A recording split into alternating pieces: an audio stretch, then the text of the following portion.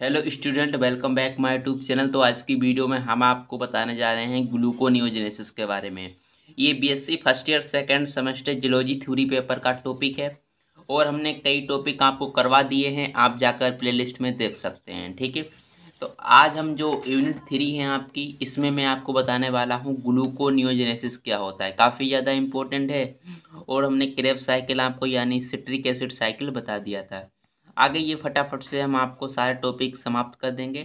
Unit 3 आपकी थोड़ी सी यहाँ पर बड़ी है ताकि आपके यहाँ पर क्वेश्चन जो है ज़्यादा हैं। ठीक है, और आगे जब हम यूनिट 4 आपको पढ़ाएंगे तो यूनिट 4 में कुछ नहीं है, बस आपको जो अमीनो एसिड होता है उसका कैटाबॉलिज्म आपको पढ़ना है और यहाँ पर आपको ऑक्सीडेटिव फॉस्फोराइलेशन जो होता है इसके बारे में आपको पढ़ना है। तो यूनिट 3 जो है ये फटाफट से जल्द हम समाप्त कर देंगे। फिर जो यूनिट आपकी 4 आएगी उसमें कुछ भी टाइम नहीं लगने वाला है और जो यूनिट 5 है इसमें तो बिल्कुल ही टाइम नहीं लगेगा। ये आपको देखने में बड़ी लग रही है लेकिन यहाँ पर आपको सिर्फ डाइजेशन के बारे में कंप्लीट प्रोसेस पता होनी चाहिए और रेस्पिरेशन के बारे में पता होनी चाहिए, यानी पाचन और श्वसन के बारे में आपको यहाँ पर जानकारी होनी चाहिए। वो हम सब आपको दे देंगे बिल्कुल आसान शब्दों में। ठीक है, ये आपको इसमें टेंशन नहीं लेनी है, सिर्फ और सिर्फ जो यूनिट 3 है उसके बारे में आपको जानना ज़्यादा ज़रूरी है। ठीक है, और जो यूनिट 6 है आपकी, इसमें भी कुछ नहीं है, इसमें भी कुछ नहीं है, सिर्फ और सिर्फ यहाँ पर समझना है। थोड़ी सी बातें हैं जो आपको यहाँ पर देखनी है। और जो यूनिट 7 है आपकी, ठीक है, पढ़ाऊँगा मैं यूनिट, जितनी भी यूनिट हैं उन सारी की सारी यूनिट में आपको पढ़ाऊँगा अच्छी तरह से। यहाँ पर नर्वस सिस्टम आपको अच्छी तरह से पढ़ना है। ओके, और फिर मैं आपको बाद में ये सब सारा सिलेबस कंप्लीट करा दूंगा। फिर मैं आपको इम्पोर्टेंट क्वेश्चन बता दूंगा, पेपर आने से पहले ही इम्पोर्टेंट क्वेश्चन मैं आपको बता दूंगा जो ओरिजिनल पेपर होंगे आपके यूनिवर्सिटी के।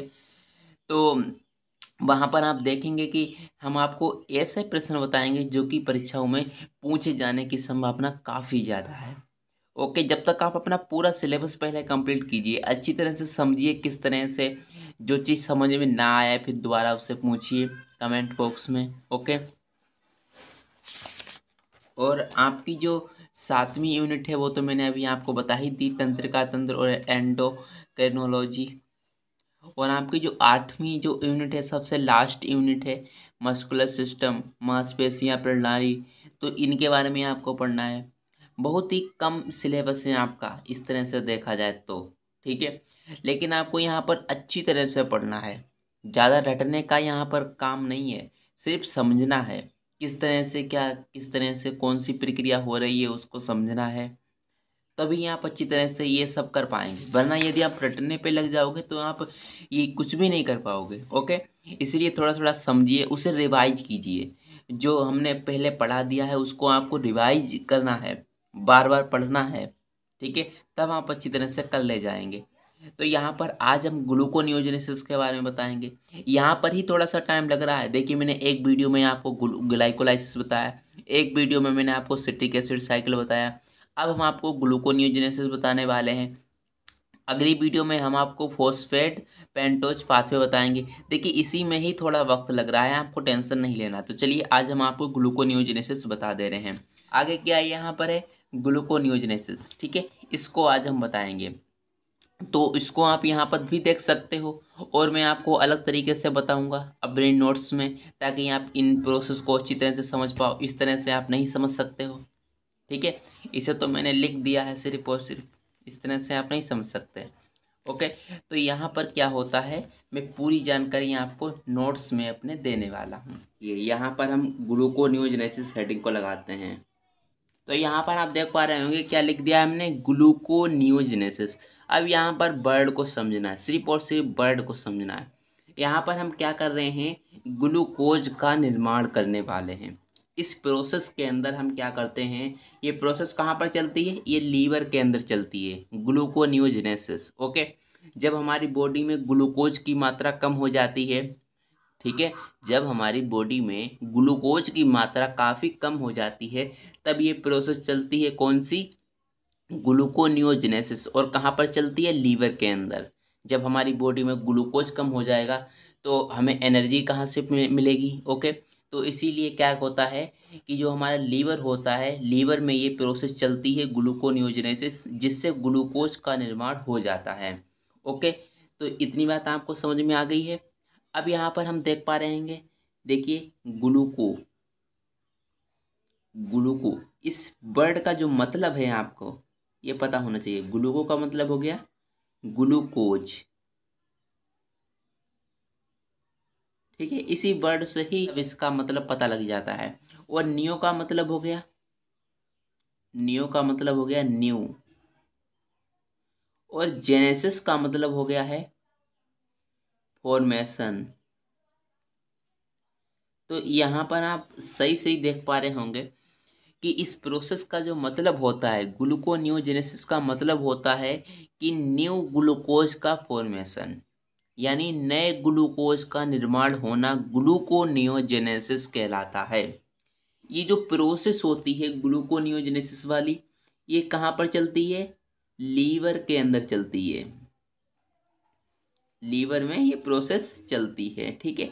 मैं ज़्यादा कुछ नहीं बताऊंगा आपको, जितना है, जितना आपके बेसिक के लिए इम्पोर्टेंट है उतना ही बताऊंगा। ज़्यादा आपको मैं नहीं बताऊंगा, सिर्फ और सिर्फ जो इम्पोर्टेंट है वही बताऊंगा।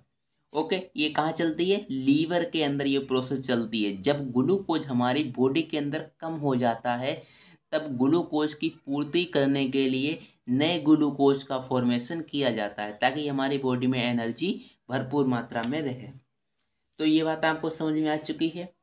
देखिए, ये प्रोसेस क्या करती है? ग्लूकोज का निर्माण करती है, नए ग्लूकोज का निर्माण करती है। ओके, और ग्लूकोज जो होता है वो क्या करता है? हमें एनर्जी प्रोवाइड करता है। इसको हम लिख लेते हैं यहाँ पर ग्लूकोज, शॉर्ट में हमने इस तरह से ग्लूकोज लिख दिया है। ग्लूकोज हमें एनर्जी प्रोवाइड करता है। क्या करता है? हमें एनर्जी प्रोवाइड करता है। तो ये जानकारी आपको हो चुकी है। अब यहाँ पर जो अगली बात है काफ़ी ज़्यादा इम्पोर्टेंट है। देखिए, हमने पिछली वीडियो में आपको क्या बताया था? ग्लाइकोलाइसिस प्रोसेस बताया था। ग्लाइकोलाइसिस जो प्रोसेस था काफ़ी ज़्यादा इम्पोर्टेंट था। उसके द्वारा हम क्या करते थे? ग्लूकोज के द्वारा दो पायरुविक एसिड बनाते थे। क्या करते थे? दो पायरुविक एसिड बनाते थे। किससे? ग्लूकोज के द्वारा। तो हमने पिछली वीडियो में ही बताया है, आप जाकर देख सकते हो ग्लाइकोलाइसिस क्या होता है, तब जाकर ये वीडियो आपको अच्छी तरह से समझ में आ जाएगी। यदि जिन स्टूडेंट ने देख लिया है तो वो नोट्स अपना खोल कर रखें और इस प्रोसेस को देखें और उस प्रोसेस को देखें।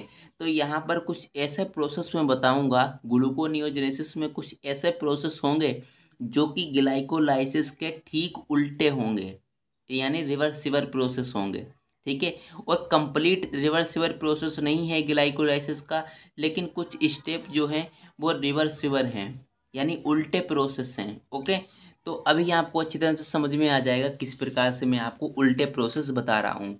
जो मैं नोट्स आपको ग्लाइकोलाइसिस में जो हमने आपको बताया था, वो प्रोसेस आप वहाँ पर खोल कर रख सकते हैं, ठीक है। तो यहाँ पर आप देख पा रहे होंगे, अभी मैंने आपको जो बताया वो यहाँ पर लिखने वाले हैं। जो ग्लाइकोलाइसिस होता है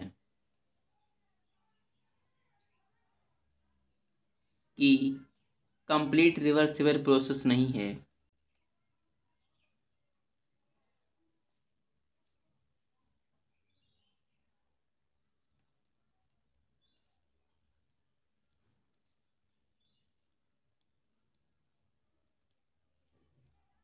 ठीक है, कंप्लीट रिवर्सिबल प्रोसेस नहीं है, लेकिन कुछ स्टेप जो हैं वो कैसे हैं? रिवर्सिबल हैं, ठीक है, लेकिन कुछ स्टेप। ओके, तो इस प्रकार से आपको यहाँ पर ध्यान में रखना है कि नए ग्लूकोज का फॉर्मेशन कर रहे हैं और ग्लूकोज हमें एनर्जी प्रोवाइड करता है, और ये प्रोसेस जो होती है लीवर में चलती है। और ये ग्लाइकोलाइसिस की कंप्लीट रिवर्सिबल प्रोसेस नहीं है, यानी पूरी तरह से ये उल्टी प्रोसेस नहीं है। और कुछ स्टेप जो होते हैं वो यहाँ पर रिवर्सिबल होते हैं।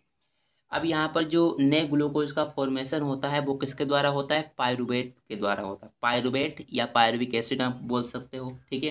तो जो पायरुवेट होता है, हम ग्लाइकोलाइसिस में क्या कर रहे थे? ग्लूकोज से पायरुवेट बना रहे थे, लेकिन यहाँ पर हम क्या करेंगे? उल्टा करेंगे ना, तभी तो यहाँ पर लिखा है कंप्लीट रिवर्सिबल प्रोसेस नहीं है। तो पायरुवेट को हम ऊपर रखेंगे और ग्लूकोज को बना देंगे। तो किस प्रकार से हम ये उल्टी प्रोसेस करेंगे? ठीक है, तो यहाँ पर हम लिखते हैं पायरुवेट।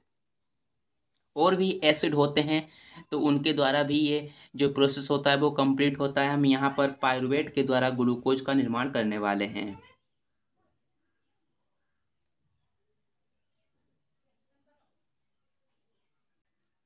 ओके स्टूडेंट, पायरुवेट के द्वारा आज हम ग्लूकोज को बनाने वाले हैं। तो जो पायरुवेट होता है, पायरुविक एसिड होता है, इसके द्वारा क्या बन जाता है, ऑक्जेलो एसीटेट बन जाता है।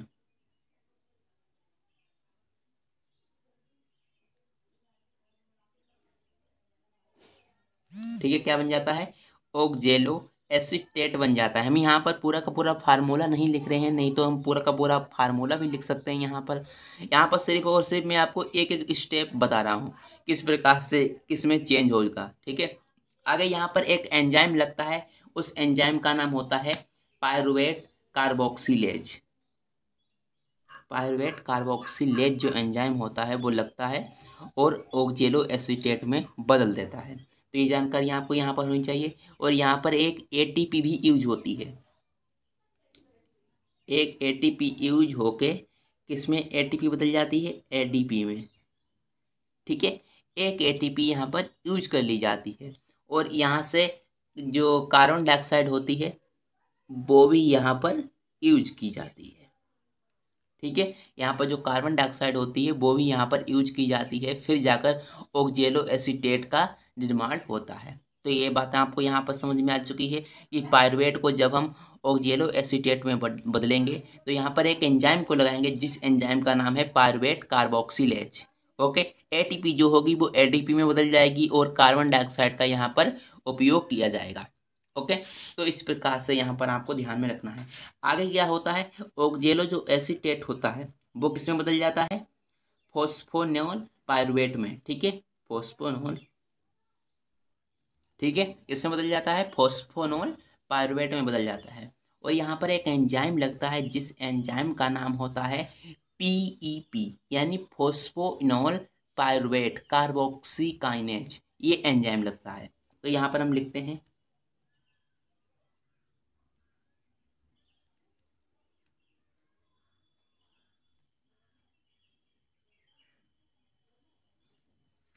ठीक है। अभी हम इसका नोट्स दिखा देंगे तो आप अच्छी तरह से वहाँ से इसका स्क्रीनशॉट ले सकते हैं, यहाँ से लेना चाहें तो यहाँ से ले सकते हैं। तो यहाँ पर जो ऑक्जेलो एसीटेट होता है वो बदल जाता है फोस्फोनोल पायरुवेट में, और यहाँ पर एक एंजाइम लगता है जिसका नाम होता है फोस्फोइनोल फॉस्फेट कार्बोक्सिलेज।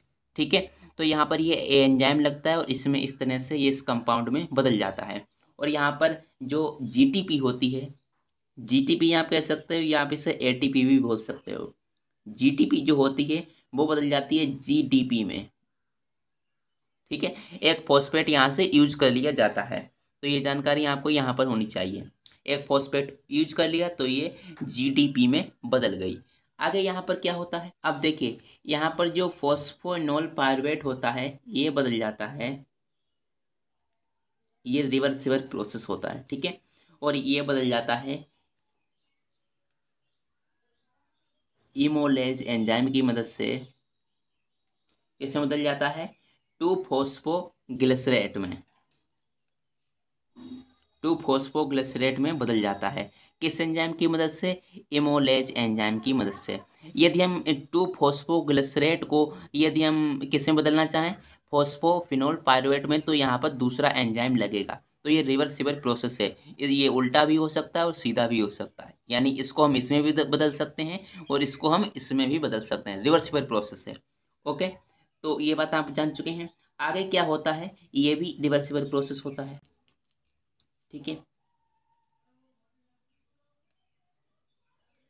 ये बदल जाता है थ्री फोस्फो थ्री फोस्फोग्लिसरेट में, 3-फॉस्फोग्लिसरेट में बदल जाता है।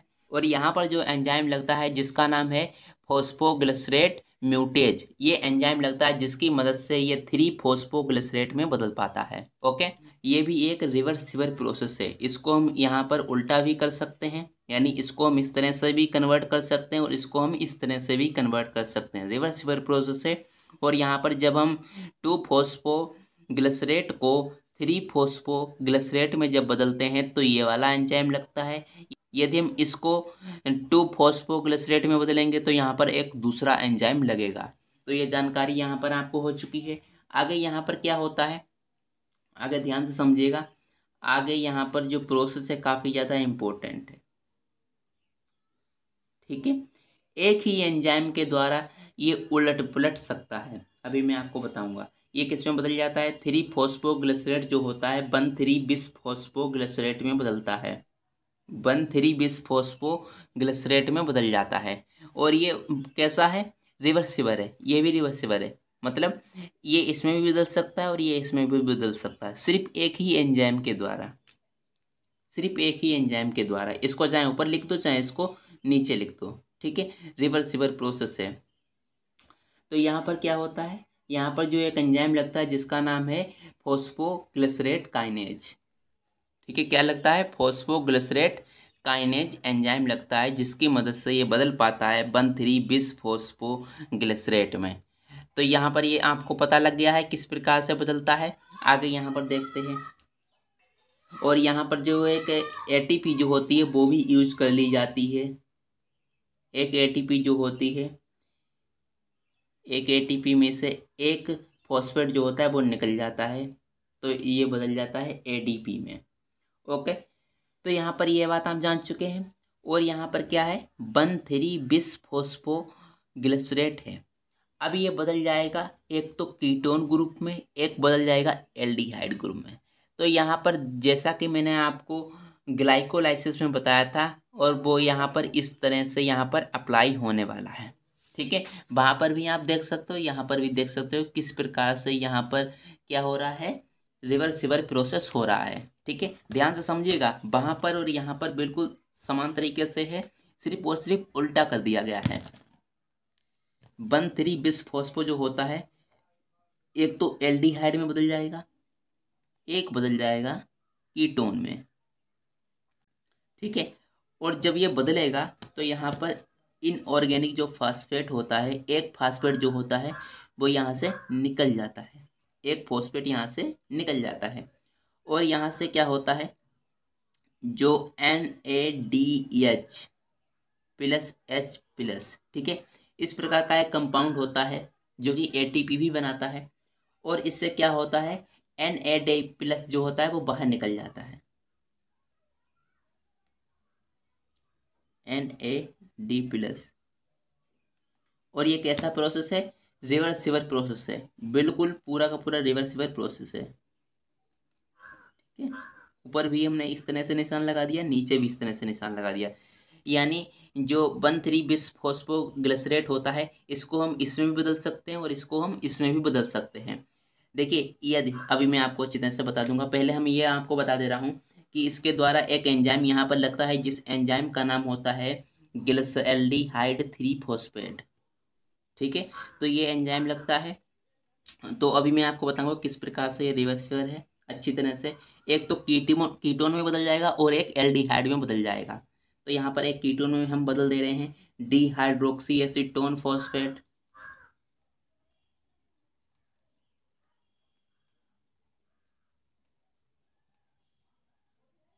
एसीटोन फॉस्फेट, एसीटोन है यानी ये कीटोन ग्रुप है। अब एल्डिहाइड में बदलेंगे 3-फॉस्फो ग्लिसरैल्डिहाइड,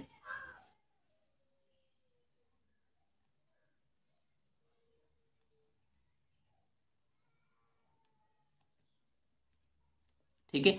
ये एल्डिहाइड में बदल गया, ये कीटोन में बदल गया। अब यहाँ पर बात अच्छी तरह से आपको समझने वाली है। देखिए यदि हम इन दोनों को 1,3-बिस-फॉस्फोग्लिसरेट में बदलेंगे, इन दोनों को यदि हम इसको मान लेते हैं या हम इसको मान लेते हैं, यदि हम किसी को 1,3-बिस-फॉस्फोग्लिसरेट में बदलेंगे ऊपर से नीचे से ऊपर के लिए, ठीक है, तो यहाँ पर क्या होता है, जो NAD+ होगा वो NADH+H में बदल जाएगा। और जब हम क्या करेंगे, 1,3-बिस-फॉस्फोग्लिसरेट को इसमें बदलेंगे, या तो हम एसीटोन ग्रुप में बदलेंगे या तो हम एल्डिहाइड ग्रुप में बदलेंगे, तो क्या होगा, जो NADH+H+ जो कंपाउंड है वो बदल जाता है NAD+ में। ठीक है, तो ये जानकारी आपको होनी चाहिए क्योंकि ये रिवर्सिबल प्रोसेस है। ओके, और जो इन दोनों में जो होता है वो इनऑर्गेनिक फॉस्फेट जो होगा वो निकलेगा, चाहे हम इसको इसमें बदलें चाहे इसको इसमें बदलें, दोनों में इनऑर्गेनिक जो फॉस्फेट होगा वो निकलेगा और एक ही एंजाइम लगेगा, चाहे ऊपर से नीचे बदलें चाहे नीचे से ऊपर बदलें। ओके, तो यहाँ पर दोनों में ये जो एंजाइम होगा वो कार्य करेगा। बस यही मैं आपको समझाना चाह रहा था। आगे यहाँ पर एल्डिहाइड जो ग्रुप होता है इसके बारे में यहाँ पर अब हम बताने वाले हैं आपको। देखिए यहाँ पर क्या होता है, 3-फॉस्फोगलिसल्डिहाइड जो होता है वो बदल जाता है इसमें फ्रक्टोज 1,6 बिसफॉस्फेट में। या तो हम यहाँ पर भी ये प्रोसेस लिख सकते हैं या तो हम यहाँ पर लिख सकते हैं, कोई टेंशन वाली बात नहीं है। तो एल्डिहाइड है तो यहाँ पर हम लिख रहे हैं। ठीक है, तो यहाँ पर क्या होता है, जो 3-फॉस्फोग्लिसल्डिहाइड जो होता है वो बदल जाता है फ्रक्टोज 1,6 बिसफॉस्फेट में। बिसफॉस्फेट मैंने आपको ग्लाइकोलाइसिस बताया था, वहां पर आपको अच्छी तरह से समझ में आ गया होगा और उसी तरह से मैं यहाँ पर लिख रहा हूँ। रिवर्सिबल प्रोसेस है, मैंने आपको पहले ही बता दिया, और कंप्लीट रिवर्सिबल भी प्रोसेस नहीं है, कुछ स्टेप हैं जो कि रिवर्सिबल हैं। और यहाँ पर एक एंजाइम लगेगा जिसका नाम है एल्डोज, क्योंकि एल्डिहाइड है तो इसीलिए एल्डोज लगेगा। और जो फ्रक्टोज 1,6 फास्फेट होगा वो इससे भी ये बन जाएगा, यानी ये जो है ये फ्रक्टोज 1,6 बिसफॉस्फेट को हम डिहाइड्रोक्सी एसीटोन फॉस्फेट में भी बदल सकते हैं, और जो डिहाइड्रोक्सी एसीटोन फॉस्फेट होता है उसके द्वारा हम फ्रक्टोज 1,6 फॉस्फेट को भी बदल सकते हैं। ठीक है, या तो आप यहाँ पर भी लिखकर ये प्रोसेस लगा सकते हो जो मैं अभी आपको बताऊंगा, या तो आप यहाँ पर भी लिखकर ये प्रोसेस लगा सकते हो, दोनों पर ये काम कर जाएगी। देख पा रहे होंगे यहाँ से भी फ्रक्टोज 1,6 बिसफॉस्फेट बन गया और यहाँ से भी फ्रक्टोज 1,6 बिसफॉस्फेट बन गया। ठीक है, तो आप यहाँ पर भी इस तरह से लिख सकते हो और यहाँ पर भी इस तरह से लिख सकते हो। यहाँ पर कीटोज एंजाइम लग जाएगा, यहाँ पर एल्डोज लग गया। ओके, तो कुछ नहीं है, यहाँ पर लिख सको चाहे यहाँ पर लिखो। ओके, तो ये कंप्लीट रिवर्सिबल प्रोसेस है, इसको हम इसमें भी बदल सकते हैं और इसको हम इसमें भी बदल सकते हैं, और इसको हम इसमें भी बदल सकते हैं, इसको हम इसमें भी बदल सकते हैं। आगे क्या होता है, ये बदल जाता है फ्रक्टोज 6 फॉस्फेट में, फ्रक्टोज 6 फॉस्फेट में। ठीक है, ये एंजाइम यहाँ पर लग जाता है और ये भी कैसा है, रिवर्सिबल प्रोसेस है। इसको हम इसमें भी बदल सकते हैं, इसको हम इसमें भी बदल सकते हैं, ये बात आप अच्छी तरह से जान चुके होंगे। यहाँ पर दूसरा एंजाइम लगेगा, यदि हम इसको इसमें बदलेंगे तो यहाँ पर कोई दूसरा एंजाइम लगेगा, और इसको इसमें बदलेंगे तो यहाँ पर कोई दूसरा एंजाइम लगेगा। यहाँ पर देख पा रहे होंगे यहाँ पर एक एंजाइम लगता है जिसका नाम है फॉस्फोफ्रक्टोकाइनेज।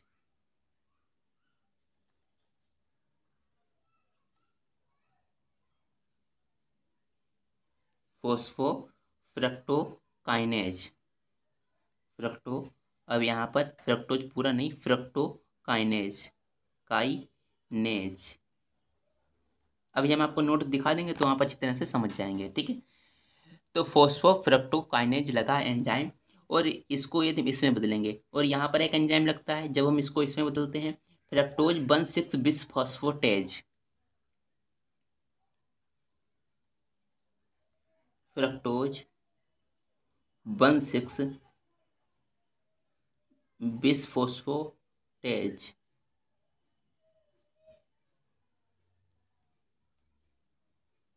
कि क्या लिख दिया हमने, फ्रक्टोज 1,6 बिसफॉस्फेटेज एंजाइम लग गया, और यहाँ पर फ्रक्टोज 6 फॉस्फेट में ये बदल गया। आगे यहाँ पर क्या होता है, आगे यहाँ पर ये रिवर्सिबल फिर से प्रोसेस आ गया। ठीक है, रिवर्सिबल प्रोसेस है बिल्कुल। यहाँ पर एक एंजाइम लगता है, पहले मैं आपको बता देता हूँ कि फ्रक्टोज 6 फॉस्फेट जो होता है बदल जाता है ग्लूकोज, ग्लूकोज 6 फॉस्फेट में। देखिए यहाँ पर हम इनका स्ट्रक्चर भी बना सकते हैं, स्ट्रक्चर हमने इसलिए नहीं बनाया क्योंकि यहाँ पर फिर आप इतनी अच्छी तरह से नहीं समझ सकते हैं, फिर तो बहुत बड़ा हो जाता है, फिर आप कहते हैं क्या बता दिया। ठीक है, तो इस तरह से मैंने सिर्फ कंपाउंड के नाम लिख दिए हैं जो कि आपको यहाँ पर याद रखने हैं। ग्लूकोज 6 फॉस्फेट में बदल गया, और यहाँ पर एक एंजाइम लगेगा जिसका नाम है फॉस्फोग्लूकोज आइसोमरेज, फॉस्फो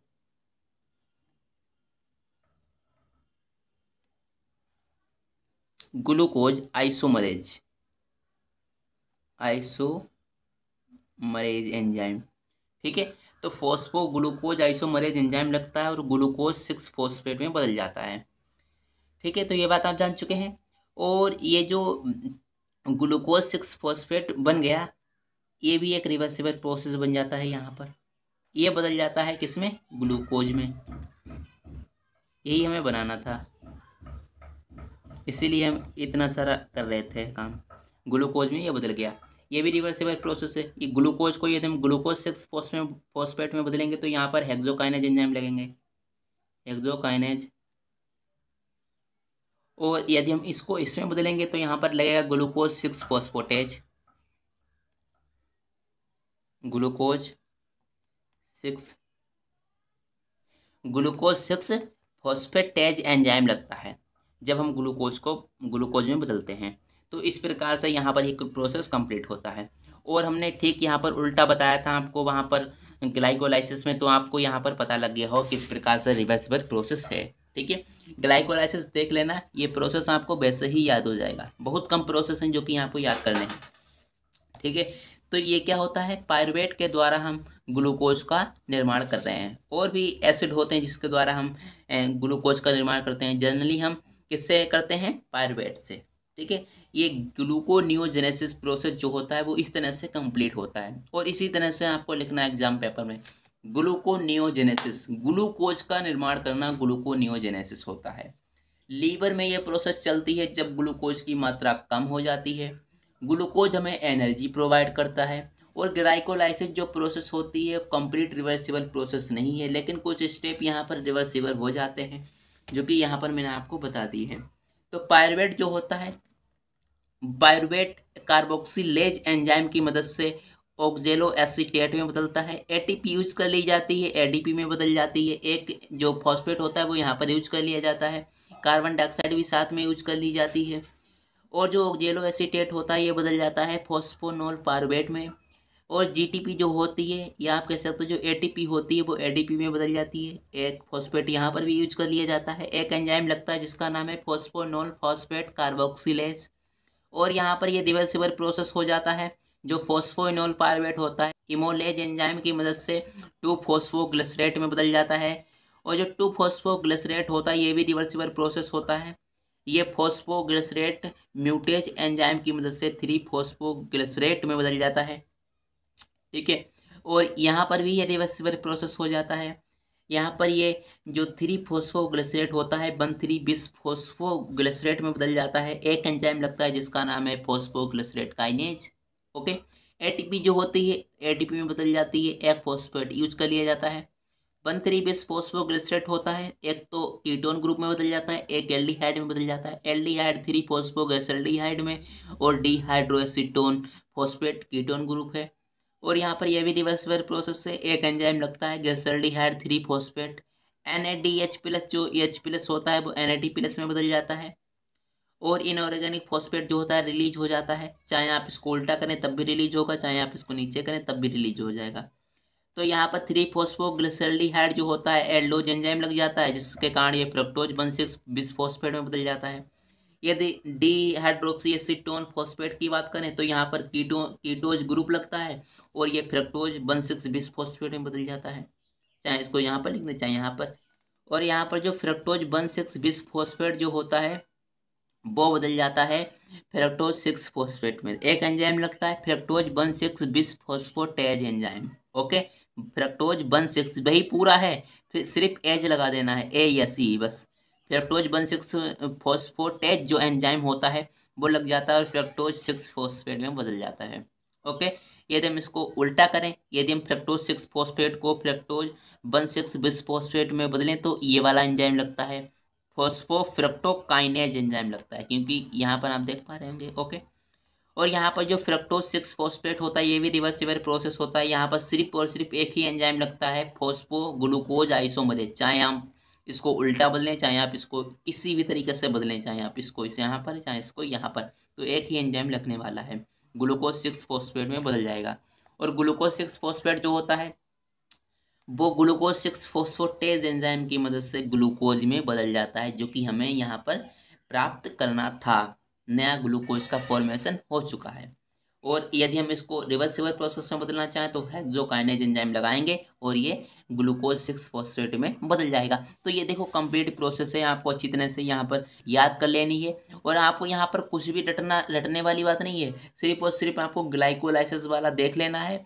और वही यहाँ पर कुछ स्टेप जो कि कैसे हैं, रिवर्सिबल प्रोसेस हैं, उल्टे प्रोसेस हैं, और आपको अच्छी तरह से समझ में आ जाएगा। ठीक है, तो चलिए अब मिलते हैं अगली वीडियो में। जब तक मैं आपको यहाँ पर दिखा देता हूँ। देखिए, ये मैंने आज की वीडियो में आपको बता दिया है ग्लूकोनियोजेनेसिस क्या होता है, आपको समझ में आ चुका होगा। स्क्रीनशॉट लेना चाहें तो यहाँ पर लिख सकते हैं। ठीक है, यहाँ पर भी आप स्क्रीनशॉट इसका ले सकते हैं। ठीक है, यहाँ तक तो ये जान चुके हैं। वही जो मैंने अभी आपको बताया वही है, बस कुछ नहीं है। ग्लाइकोलाइसिस देखेंगे तो मैं बार बार आपको बता रहा हूँ, ग्लाइकोलाइसिस देख लेना, तब ये आपको समझ में अच्छी तरह से आ जाएगा, वरना आप इसे रटते रह जाओगे। इसीलिए आपको रटना नहीं पड़ेगा जब तक आप इसको नहीं देखेंगे। इसको देख लेंगे, इस प्रोसेस को, तब आप ये सब कुछ समझ जाएंगे किस तरह से क्या हो रहा है। ओके, तो ग्लाइकोलाइसिस जो होता है वो आप देख लेना प्रोसेस, आपको प्लेलिस्ट में मिल जाएंगी सारी की सारी वीडियो। तो चलिए अब हम मिलते हैं अगली वीडियो में। आगे मैं आपको बताऊंगा फॉस्फेट पेंटोज पाथवे क्या होता है। ठीक है, तो जब तक के लिए इंतज़ार कीजिए, आगे जल्द ही वीडियो अपलोड होने वाली है। तो चैनल को सब्सक्राइब कर लीजिएगा, बेल नोटिफिकेशन को ऑन कर लीजिएगा, ताकि मैं आगे जो वीडियो डालूँ उसकी नोटिफिकेशन आपको मिल जाए। तो चलिए, जब तक के लिए जय हिंद जय भारत।